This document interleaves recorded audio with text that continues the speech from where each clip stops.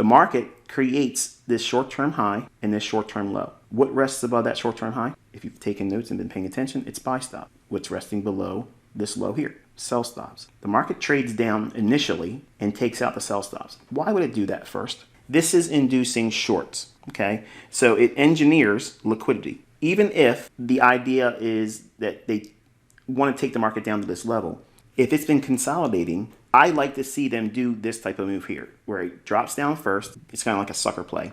Anybody that has a sell stop below here, they want to sell on weakness, they're going to get tripped into the marketplace. So now they're triggered in short. And then they start doing a run against those traders and against those that were already short from this high.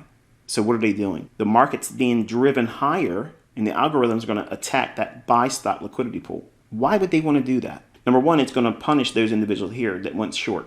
When it drives above this high here, it sends all those buy stops into market orders, flooding the marketplace. That gives a huge influx of willing buyers at a high price, which is the perfect counterparty to smart money that wants to sell at a high price. So when it drives up to here, those buy stops are the counterparty or the other side of a smart money trader that's wanting to go short, because they're going to sell short.